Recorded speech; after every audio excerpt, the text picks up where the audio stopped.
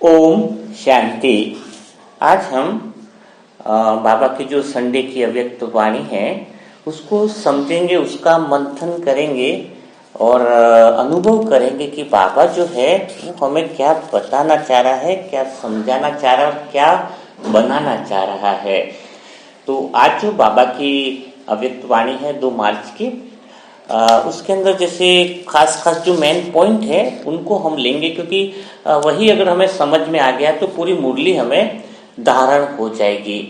तो जैसे बाबा की आज की मुरली का हेडिंग यही है कि एक रस स्थिति, यानी एक को प्रत्यक्ष करने के लिए एक रस स्थिति बनानी है और स्वमान में रहना है, सबको सम्मान देना है। तो एक रस स्थिति का अर्थ जब तक हम समझेंगे नहीं तब तक एक रस स्थिति बन नहीं सकती है।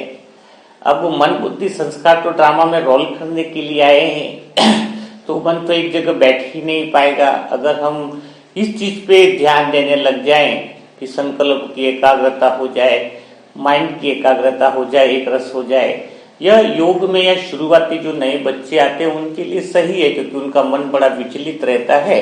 तो उनको फोकस दिया जाता है कि भाई आप थोड़ा यहाँ पे मन के व्यर्थ को खत्म करो, ये करो। लेकिन हम बाबा के पुराने बच्चे हो गए हैं, उस स्टेज से आगे निकल गए हैं, तो मन को एकाग्र करना, बुद्धि को एकाग्र करना एक शुरुआती स्टेज है। लेकिन मेन जो मेडिटेशन जो है वह है आत्मा के सत्य स्वरूप, यानी एक रस अवस्था का अनुभव करना। और एक रस अवस्था मन की हो नहीं सकती है, कभी भी नहीं हो सकती है ना। उसमें तो विचार आएंगे ना, थॉट तो आएंगे, और थॉट मन का काम तो सोचना ही, उसको रोकने का प्रयास करना तो मेडिटेशन है नहीं ना। हार्ट का काम है उसका धड़कना, श्वास का काम है श्वास लेना। तो इस तरह से मन का जो काम है वो अपना काम कर रहा है, जो रोल निभाना। तो एक रस अवस्था का अर्थ क्या है, बाबा क्या कहना चाह रहे हैं? एक रस अवस्था यानी आत्मा के सत्य स्वरूप में स्थित हो जाना। क्योंकि जो हम आत्मा सत्य स्वरूप में है वही एक रस अवस्था है। आत्मा की एक रस अवस्था क्यों है? क्योंकि उसके अंदर कोई चेंजेस नहीं आते हैं, है ना। वो सदा काल की शांत स्वरूप, आनंद स्वरूप, प्रेम स्वरूप है ना, सुख स्वरूप है। तो आत्मा की स्थिति बाबा आत्मा को देख करके कहते हैं कि तुम्हें जल्दी से क्या बनानी है, एक रस अवस्था बनानी है, अर्थात बाप समान बनना है। एक रस अवस्था के अंदर ऐसा नहीं है कि मेरे अंदर विचार अलग अलग आएंगे तो मेरी अवस्था एक रस नहीं है ना। मैं अलग अलग चीजें देख रहा हूं तो मेरी एक रस अवस्था नहीं है। नहीं, ड्रामा के पार्ट अनुसार विचार कितने भी अलग आए, सुख के आए, पॉजिटिव आए, नेगेटिव आए, कोई दिक्कत नहीं है। दूसरे विचार भी कितने भी आए उससे कोई फर्क नहीं पड़ता है, अगर मैं आत्मा अपने सत्य स्वरूप में हूं। अब उस एक रस अवस्था बनी रहे उसके लिए क्या करें, है ना। यानी सत्य स्वरूप तो हमने समझ लिया कि मैं आत्मा हूं। कोई बताए ना कि आत्मा आकाश की तरह है, ओपन साइलेंस की तरह है, और मन और बुद्धि संस्कार कैसे है, बादलों की तरह है। बादल कितने भी काले हो, दूसरे हो, किसी भी कलर के बादल आ रहे जा रहे, तो उससे आकाश को टच नहीं कर सकते, है ना। जैसे बताए ना, आकाश को वो बादल टच नहीं कर सकते हैं। तो वैसे ही मन बुद्धि संस्कार की जो ड्रामा चल रहा है, जो स्क्रिप्ट चल रही है, वो आत्मा को टच नहीं कर सकती, आत्मा की शांति को कभी बिगाड़ नहीं सकती है। तो आत्मा एक रस हो जाती है, एक रस ही रहती है अगर हम सत्य स्वरूप में रहते हैं। लेकिन मन की फीलिंग, बुद्धि की जो फीलिंग है वो सब मेरे को टच न करे, यानी मैं अपने को भूलूं नहीं। उसके लिए सबसे पहली चीज ध्यान रखनी है कि हमेशा हम पूछते तो हैं प्रश्न अपने आप से कि हु एम आई। नहीं, उसमें हु एम आई पूछने के अलावा आपको कुछ और करना होगा। तो आप एक दिन में अगर ऐसा सोच लो कि हर आधे घंटे में अगर इसकी प्रैक्टिस कर ली जाए तो आपकी एक रस अवस्था हो जाएगी। कौन सी चीज करनी है? एक ही चीज करनी है कि हु एम आई नाउ, यानी मैं कौन हूं अभी है, यानी अभी मैं कौन हूं। तो जब भी हम संकल्प के थॉट के हम जब आकर्षण में आ जाते हैं, थॉट में जब हम इंटरेस्ट लेने लग जाते हैं, क्योंकि कर्मेंद्रिया तो पिक्चर बना रही है और उसी पिक्चर के आधार पे मन संकल्प रच रहा है और वो संकल्प उसको नाम दे रहा है ना। यानी हम टाइम और उसके स्पेस में बनते जा रहे हैं। स्टोरी में टाइम तो रहता ही है ना। मन में संकल्प का अर्थ क्या होता है? संकल्प चित्रों के आधार पर रचता, तो उसमें दो बातें जैसे आ गई तो वो समझ लेना वो देहभान की बात है। कौन सी? कल क्या हुआ था, आज क्या हुआ, वहां पे ऐसा हुआ था, और यहाँ पे ऐसा होता, हियर एंड देयर, वो कहते हैं स्पेस। और आत्मा स्पेस से परे है, तभी तो बाप के साथ कंबाइंड बोलते हैं ना। एक रस बाप के साथ कंबाइंड क्यों? कि बाबा में भी कोई स्पेस नहीं है यहाँ वहां।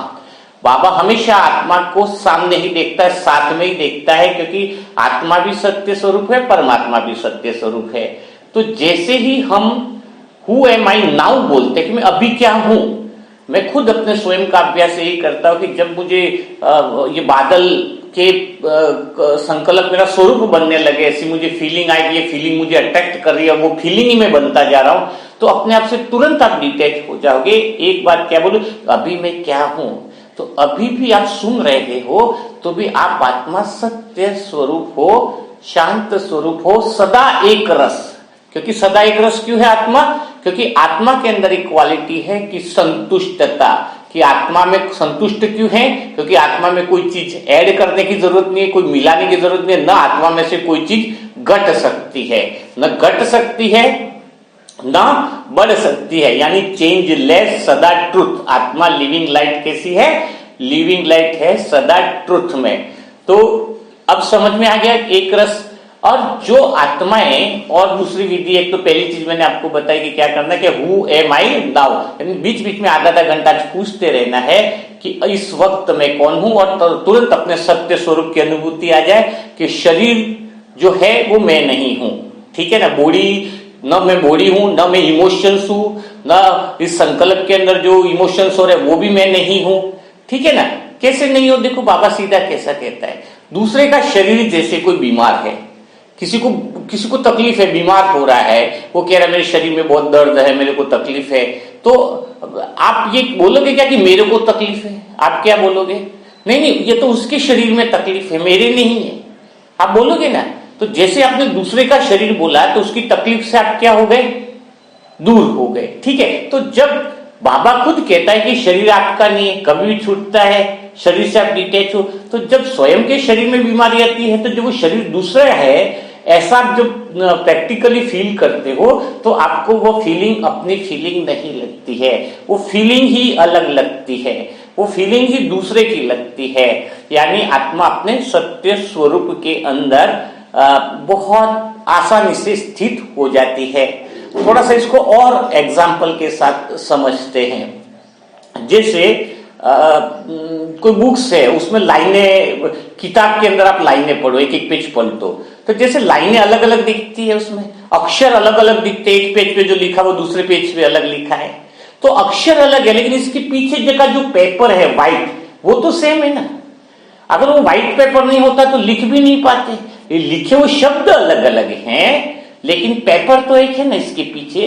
In the same similar way कि सभी की बॉडीज अलग अलग है, सबके कार्य क्षेत्र, संस्कार, अनुभव अलग अलग हो रहे हैं, लेकिन उसके पीछे जो साइलेंस है, आत्मा जो ट्रुथ है, जिसकी वजह से सब कुछ है उस ट्रुथ को, वो तो सेम है। तो हम यही देखें, चारों तरफ यही ऑटोमेटिक अनुभूति होगी जब सत्य स्वरूप में है कि मैं भी आत्मा ट्रुथ हूं सत्य स्वरूप में, और बाकी लोग भी जो है जिनकी इबारतें दिख रही है उसके पीछे जो है वो ट्रुथ है, आत्मा है, सत्य है। तो आपको जैसे जैसे ट्रुथ में अपन रहने लग जाएंगे एक रस में, तो ऐसा लगेगा कि शरीर है ही नहीं, टांगे है ही नहीं, हाथ है ही नहीं, पाँव भी नहीं है, यह लगेगा कि मेटल की एनर्जी है।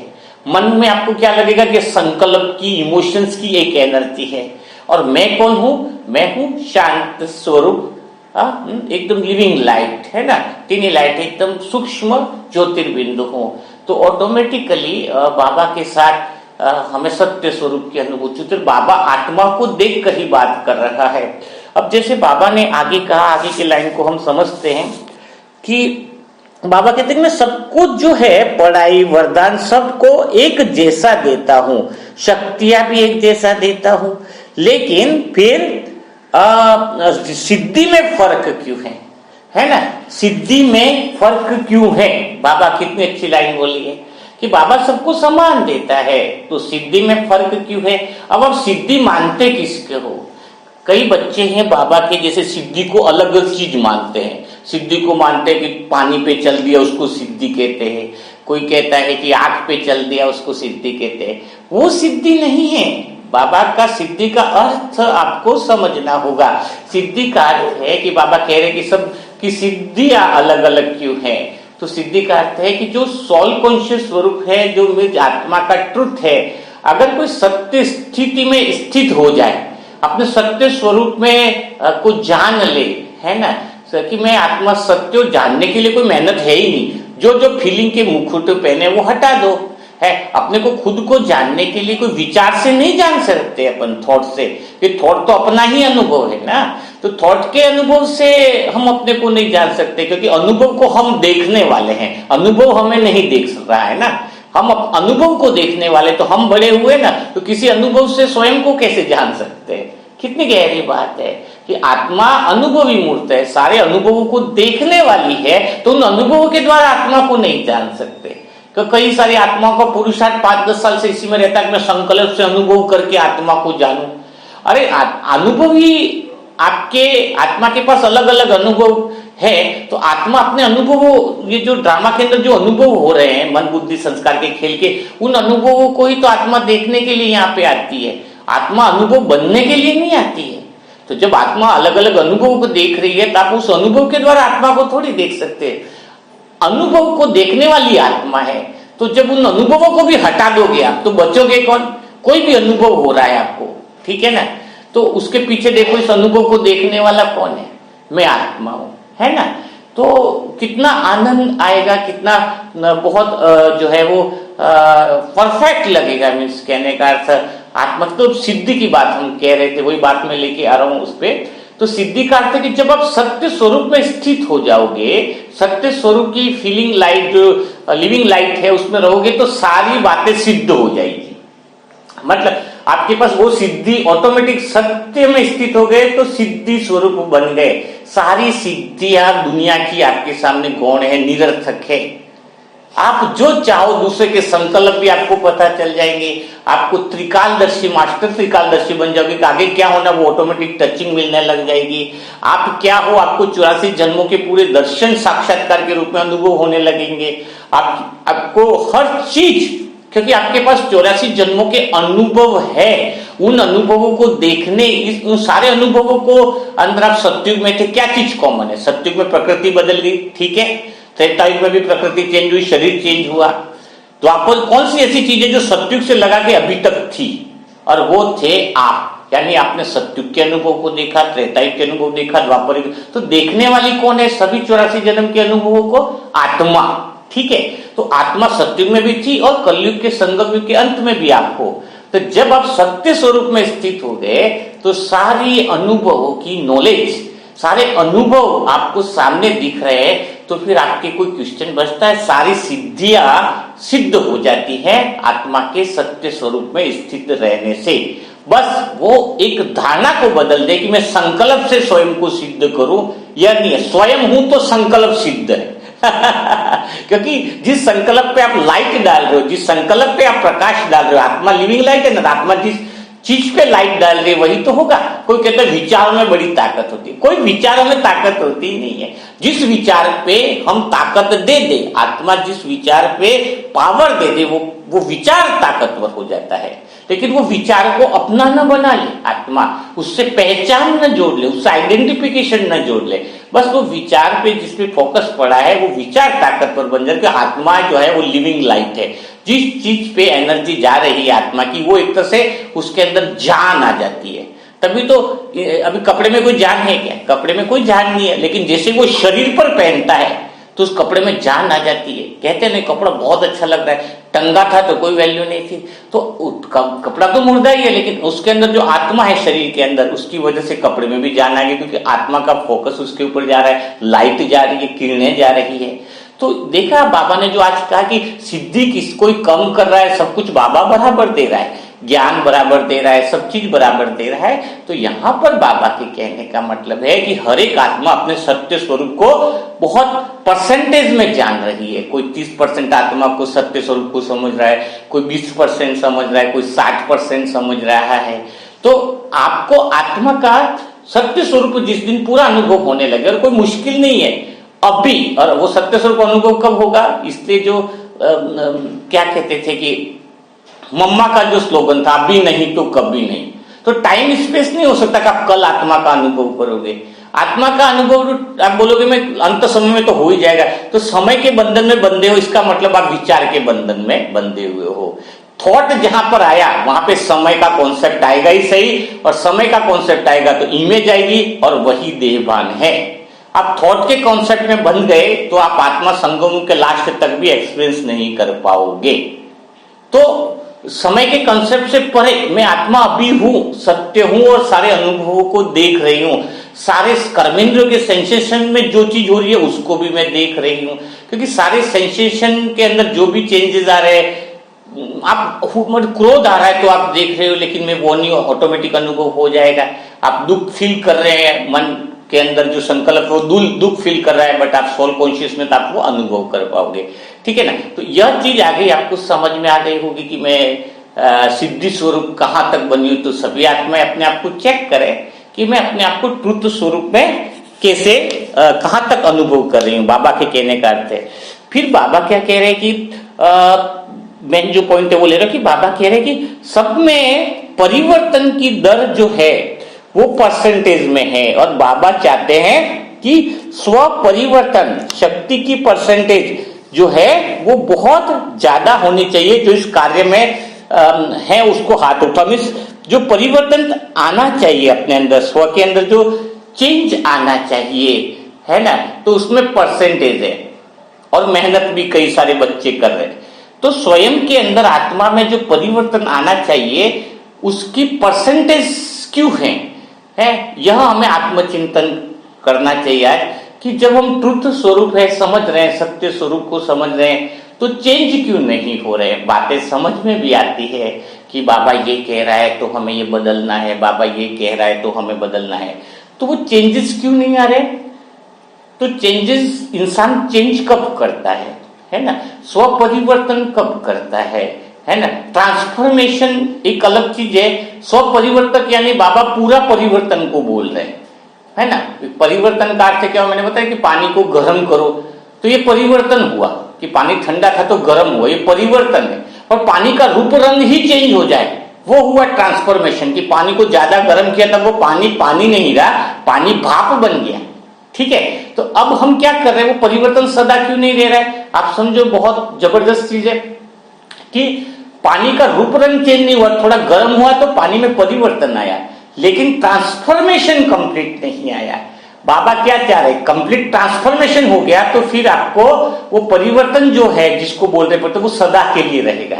अभी ब्राह्मण आत्माएं क्या करती है, परिवर्तन करती है। थोड़ा बहुत अमृत वेला नहीं कर रहे थे, अमृत वेला कर लिया है, और थोड़ा सा कुछ श्रीमत में था तो श्रीमत की पालना कर ली, तो वो परिवर्तन तो ला रही है ब्राह्मण आत्माएं। लेकिन पानी का पानी रह रहा है, वो थोड़ा सा गर्म हुआ फिर ठंडा हुआ वापिस पानी हो गया, है ना।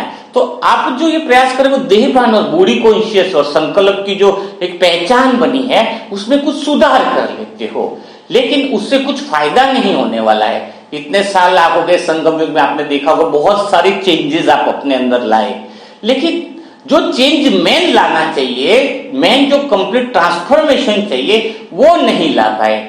यानी पानी भाप बन जाए, यानी आप बॉडी कॉन्शियस में जो संकल्प के रूप में, थॉट के रूप में, इमेजेस के रूप में जो बॉडी कॉन्शियस आपके अंदर भरा हुआ है उसका कंप्लीट ट्रांसफॉर्मेशन हो जाए कि आप सोल कॉन्शियस होकर के किसी संकल्प से पहचान छोड़ के, किसी की आइडेंटिफिकेशन को छोड़ दे, किसी चित्र की इमेज की आइडेंटिफिकेशन को छोड़ दे।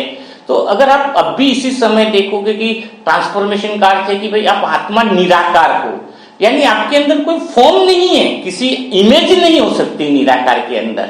तो जब आत्मा का जो मन है रोल की एक्टिविटी हो जाए, वो मन आत्मा के अंदर अनुभव करे, और इसमें अगर बिना इमेज के वो चीजों की आवाज, साउंड, सब कुछ को देखता है, तो मन जो है उसको बोले थोड़े टाइम के लिए तू पिक्चर छोड़ दे, थोड़े टाइम के लिए तू इमेजेस छोड़ दे, है ना। तो मन ऑटोमेटिकली उस साइलेंस के अंदर जो गहरा अनुभव करता है ना, वो एक बहुत बड़ा अनुभव होता है।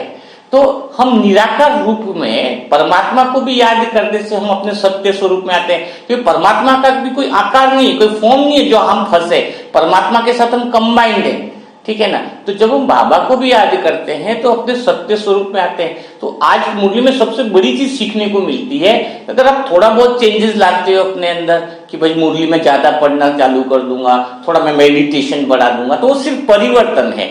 वो आपका थोड़े दिन रहेगा, 10 दिन तक हवा के गुब्बारे की तरह वापिस आपका नीचे बैठ जाएगा। बट आपका ध्यान है कि नहीं, एक्चुअली मुझे कंप्लीट ट्रांसफॉर्मेशन करना है। जितने भी मैं मन बुद्धि संस्कार की एनर्जी से पार, संकल्प के पीछे कौन है? आत्मा। इमोशंस के पीछे कौन है? आत्मा। बॉडी के पीछे कौन है? आत्मा। तो आत्मा इन सब चीजों के से डिटैच हो करके स्वयं के सत्य स्वरूप को देखे तो वो हुआ कंप्लीट ट्रांसफॉर्मेशन। तुम्हें खुद को जानने के लिए किसी की चीज की जरूरत नहीं है। आपको खुद को खुद के पास पहुंचने के लिए कौन पहुंचा सकता है? आपको खुद को खुद के पास कोई पहुंचा सकता है क्या? नहीं, बस खाली आपके जो मुखौटे हैं फीलिंग के, आइडेंटिफिकेशन के, वो सब उतारते जाओ तो कंप्लीट ट्रांसफॉर्मेशन आपका हो जाएगा। तो बाबा खुश हो रहे, बाबा कह रहे कि परिवर्तन, स्व परिवर्तन की दर थोड़ी है और बदलती रहती। इसका अर्थ क्या है? बाबा क्या कहना चाह रहे कि लोग, कई आत्माएं थोड़े टाइम अपने आप को चेंज करती है, हाथ भी उठा लेती है कि मैं इस समय अपने आप को परिवर्तन कर रही हूँ, लेकिन वो परिवर्तन जो वो कंप्लीट ट्रांसफॉर्मेशन तक नहीं पहुंचता है। तो बाबा यही बात को यहाँ पर बताना चाह रहे हैं। तो अभी हम आत्मा को चाहिए कि बाबा कितनी हमसे आशा कर रहे हैं, कितनी अपेक्षा है हमसे कि हम आत्माएं अपने सत्य स्वरूप में जल्दी आ जाए। तभी तो बाबा कितनी अच्छी बात कहते हैं। फिर बाबा ने आगे बोला है कि बिंदु रूप समझो, है, बीती बातों को बिंदु लगाओ, व्यर्थ बहुत है, बिंदु समझो, है, और बिंदु में रहकर बिंदु को याद करो।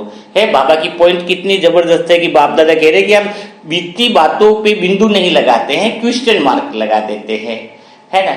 तो बीती बातों पे क्वेश्चन मार्क क्यों लगता है? क्योंकि हम, वही वाली बात आ जाती है कि जब हम संकल्प के प्रवाह में बह जाते हैं, जैसे हमारे विचार आया, किसी को देख कर जो रोल के अनुसार, स्क्रिप्ट के अनुसार जो थॉट आया है, तो वो थॉट आया कि किसी को देखा तो फिर हम टाइम में चले जाते। उससे हम कब मिले थे? 2 साल पहले मिले थे, तो टाइम में चले गए। जैसे आप थॉट में जाओगे, जैसे आप संकल्प आएगा वो कोई दिक्कत नहीं, लेकिन जैसे संकल्प के प्रभाव में गए तो संकल्प के अंदर क्या है आपका कि उससे कब मिले थे, फिर आएगा कौन से स्थान पे मिले थे, तो स्थान आ गया, फोटो आ गया और समय आ गया, तो फिर पिक्चर चालू हो गई। फिर कहां पे क्या क्या हुआ था, मन उसके अंदर बह गया। मन यात्रा करता है, कहते हैं ना, मन भागता है। तो मन कहाँ भागता है? मन भागता है समय के अंदर कि कब क्या क्या हुआ था। मन के भागने का अर्थ क्या है? क्या क्या हुआ था। फिर मन को समय स्थान दे दो कि कहाँ कहाँ हुआ था, फिर क्या क्या हुआ था। तो समय आ गया, स्थान आ गया और ये तीनों चीज आ गई, तो मन की दौड़ ज्यादा हो जाती है। लेकिन जैसे ही हम तुरंत अटेंशन देते हैं, आत्मा में उसके अवेयरनेस है, तो बीती बातों पे बिंदु ऑटोमेटिक लग जाता है, भूल जाते हैं। कारण कैसा है कि जैसे हम उन संकल्प में इंटरेस्ट लेना छोड़ देंगे, उन विचारों में इंटरेस्ट लेना छोड़ देंगे, तो क्या होगा? अटेंशन अगर हमारा होगी तो मन है ना, फिर वो विचारों में ज्यादा गहराई में जा नहीं पाएगा। कहाँ मिला था, क्या मिला था, अपन इंटरेस्ट ही नहीं ले रहे, अपने से इसको डिटेच मान रहे हैं, तो वो ऑटोमेटिकली कहानी क्या, जैसे कहते हैं किसी की बातों में अगर हम इंटरेस्ट नहीं ले तो थोड़े टाइम के बाद वो बोलना बंद कर देगा ना। अभी भी आप मुझे आत्मा का जो भी बोल रहा है वो थोड़ा सुन रहे हो, थोड़े लोग देखते हैं कि बहुत अच्छा लग रहा है, जो भी है। अगर आप लोग इंटरेस्ट ही लेना बंद कर दोगे, आपको अच्छा नहीं लगेगा, तो मैं आत्मा भी बोलना बंद कर दूंगी। समझ, वैसे ही आप मन कोई बात कह रहा है, उसके इंटरेस्ट नहीं लोगे, आप मन की कोई बात को इंटरेस्ट में नहीं लोगे, तो बात बिंदी में लग जाएगी और आप आत्मा उससे ऑटोमेटिकली डिटेक्ट हो जाएगी। आप उसमें आसक्त रहते हो तो अनासक्त कैसे हो सकते है? आप उन बातों के संग में रहोगे तो आसक्ति आ ही जाएगी, उस बातों के इंटरेस्ट में रहोगे तो आसक्ति आएगी। आप किसी के संग में रहोगे तो इंटरेस्ट तो आएगा नहीं। आप घर में कुत्ता भी पाल दो 1-2 महीने, आपको कुत्ते में भी आसक्ति हो जाएगी, कुत्ते भी मतलब लगाव हो जाएगा आपको। तो जब हम मन की बातों के संग में ही रहना चाह रहे तो फिर उसकी बातों में फंसना तो स्वाभाविक है। फिर हम कहते हैं बाबा को कि बाबा मुझे विचार बहुत परेशान करा, मेरे वेस्ट थॉट बहुत आ रहे। अरे वेस्ट थॉट को घर में अपने आप से आइडेंटिफिकेशन किया किसने? स्वयं ने तो किया। तो बाबा यहाँ कह रहे हैं कि बीती बातों को बिंदु लगाओ, है ना। और बीती बातों को बिंदु लगाने का अर्थ क्या है कि हमें व्यर्थ से क्या जाना है, परे जाना है। और इसको अगर हम आगे और ले लेते हैं, बात को वरदान को ले लेते हैं, नहीं तो पॉइंट्स तो बहुत जबरदस्त है सभी। अब बाबा कह रहे हैं कि सच्चे साथी का साथ लेने वाले सर्व से प्यारे और न्यारे निर्मोही भव, है ना। तो अभी बाबा क्या कह रहे हैं कि बाबा का साथ ले ले। किसका साथ ले ले? बाबा के साथ सर्व संबंध बना ले।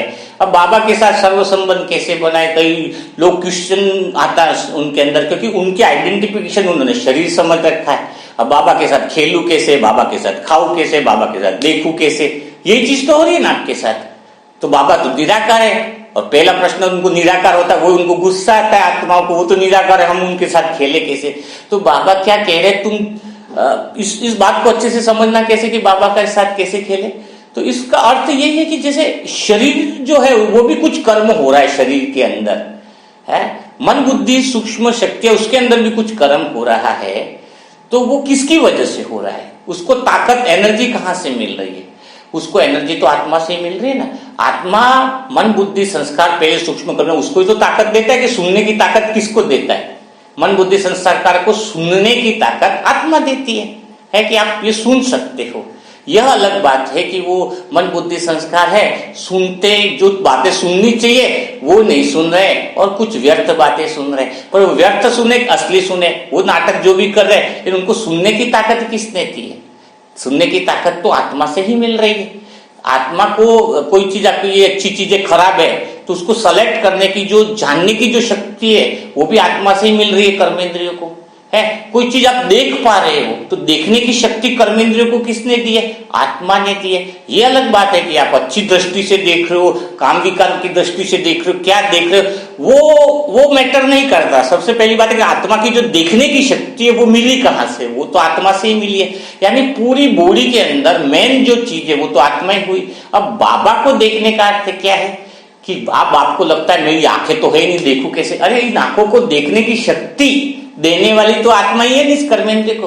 तो अब क्या हुआ? अब तो और मजा आ गया कि मैं आत्मा जब बाबा को देखूं, क्योंकि आत्मा के पास तो देखने की शक्ति है ही ना, power of seeing, power of hearing, power of knowledge. तो मैं आत्मा बाबा के साथ ही देखूं, बाबा के साथ दिखाऊं हर चीज, मतलब बाबा के साथ, क्योंकि मुझे पास सुनने की शक्ति, देखने की शक्ति, नॉलेज की सब शक्ति है और बाबा भी निराकार है। तो जब मैं बाबा को देखता हूं कंबाइंड रूप में और कंबाइंड होकर के सृष्टि को देखता हूं तो उसका मजा ही अलग है। अब जो मैं कर्मेंद्रियों को जो ये शक्तियां दे रहा था, नोइंग की, हियरिंग की, अब वो शक्ति मेरी खुद के काम आ रही है अपने निराकार रूप को बनाए रखने के लिए। और बाबा की कौन सी बातें मुझे सुनाई देगी? बाबा की वही बातें सिर्फ मुझ आत्मा को सुनाई देगी जब आत्मिक रूप में मैं सुनना चाहूंगा, हियरिंग नॉलेज, कि जो मुझे सत्य स्वरूप में रख सके। बाबा की कौन सी बातें मुझे सुनाई देंगी? जो मेरे बाबा सिर्फ वही बातें बोलेगा कि जो मेरे सत्य स्वरूप में स्थित करने में मदद करे। जैसे कौन सी सुनाई देगी कि बाबा कहेगा कि तुम व्यर्थ में मत जाओ, तुम्हारे मन बुद्धि संस्कार, मन जो है तुम्हारा वो मुझे दे दो। तो बाबा वही कह रहा है ताकि तुम सत्य स्वरूप में रहो। कितना अच्छी लगती है बाबा की बातें। बाबा कहता है कि देह की जिम्मेदारी, कर्मों की जिम्मेदारी, ड्रामा की जिम्मेदारी मेरे को दे दो, क्योंकि वो मन हमारा है ही नहीं। पहले तो स्वयं समझे कि जो बोझ, अगर हम स्वयं बोझ समझ रहे हैं हर चीज को, तो फिर हम बाबा को भी नहीं दे पाएंगे। जब हम ये एक्सेप्ट करें कि बोझ मेरे नहीं है, तभी तो बाबा कहता है कि मन मुझे दे दो, कि मन में जो संकल्प चल रहे हैं, जिससे पिक्चरें चल रही है, जिससे इमेज हो रही है, तो जिससे मैं निराकार रूप में रह नहीं पा रहा हूं, वो चित्र मुझे परेशान कर रहे हैं। तो बाबा के साथ संबंध में कितना बढ़िया लगता है। बाबा से प्यारी बातें करो, बाबा तुम कितने अच्छे हो, जो मेरे मन के चित्र इमेज सारे तुम ले रहे हो। जो फीलिंग से कई बार मैं अटैच हो जाता हूँ, डिटैच नहीं हो पाता हूँ, उन सारी फीलिंगों को बाबा को दे दो, उन चित्रों को बाबा के दे दो। कई थॉट जो हैं जिनसे हमने अपना परिचय बना लिया, जिनसे हमने आइडेंटिफिकेशन बना लिया है, जिसकी कहानी जो है वो हमें अपनी सी कहानी सी लगती है, उन कहानियों को भी बाबा को दे दो। तो भी तो कहता है ना बाबा पोता मेल देना। तो ये सारी जो बातें हैं वो समझने की है। तो आज हमने मुरली का मनन चिंतन किया, मंथन किया। अगर आपको लगता है कि ऐसे डेली मुरली का मंथन होना चाहिए तो कमेंट बॉक्स में आप जरूर लिखिएगा। तो फिर मुझे आत्मा को लगेगा कि हम डेली जो मुरली चलती है उसका हम मंथन कर सकें। और आपको क्या फायदा हुआ, क्या कुछ अलग समझ में आया, तो वह बात भी आप कमेंट में जरूर लिखिएगा। तो बहुत अच्छा रहेगा आपके लिए और हमारे लिए। तो कल फिर मुलाकात करेंगे ऐसे ही मुरली के मंथन के साथ। तब तक के लिए सभी भाई बहनों को ओम शांति।